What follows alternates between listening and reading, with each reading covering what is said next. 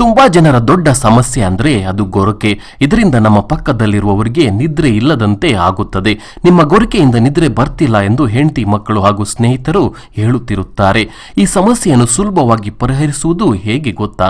ಮಾನಸಿಕ ಒತ್ತಡ, ವಿಶ್ರಾಂತಿ ಇಲ್ಲದೆ ಇರುವುದು, ಲೇಟಾಗಿ ಆಹಾರ ಸೇವಿಸುವುದು, ಆಹಾರ ಸೇವಿಸಿದ ತಕ್ಷಣ ನಿದ್ರೆ ಮಾಡುವುದು, ಲೇಟಾಗಿ ನಿದ್ರೆ ಮಾಡುವುದು, ಹೀಗೆ ಹಲವಾರು ಕಾರಣಗಳಿಂದ ಗೊರಕೆ ಬರುತ್ತದೆ. ಹಾಗಾಗಿ ಗೊರಕೆಯನ್ನು ಸುಲಭವಾಗಿ ಹೇಗೆ ನಿಯಂತ್ರಣ ಮಾಡಬಹುದು ಎಂದು ನೋಡೋಣ ಬನ್ನಿ. ಪರಿಹಾರ 1.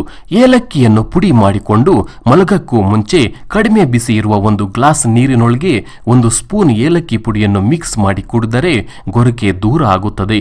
ಹೀಗೆ ಸಮಯ ಸಿಕ್ಕಾಗಲೆಲ್ಲ ಮಾಡಿದರೆ ಹಂತ ಹಂತವಾಗಿ ಗೊರಕೆ ನಿಮ್ಮಿಂದ ದೂರವಾಗುವುದು. ಪರಿಹಾರ 2. 1 ಸ್ಪೂನ್ ಜೇನುತುಪ್ಪ ಮತ್ತು 1 ಸ್ಪೂನ್ ಒಲಿವ್ ಆಯಿಲ್ ಅನ್ನು ಮಿಕ್ಸ್ ಮಾಡಿ ಕುಡಿದರೆ ಗೊರಕೆ ಇಲ್ಲದೆ ಹಾಯಾಗಿ ನಿದ್ರೆ ಮಾಡಬಹುದು. ಪರಿಹಾರ 3.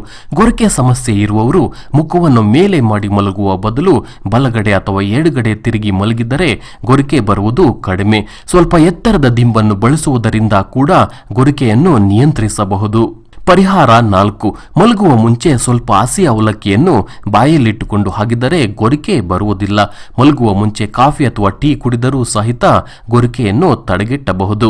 ಈ ಮೇಲಿನ 4 ವಿಧಾನಗಳಲ್ಲಿ ನಿಮಗೆ ಸಾಧ್ಯವಾಗುವ ಒಂದು ವಿಧಾನವನ್ನಾದರೂ ಮಾಡಲು ಪ್ರಯತ್ನಿಸಿ.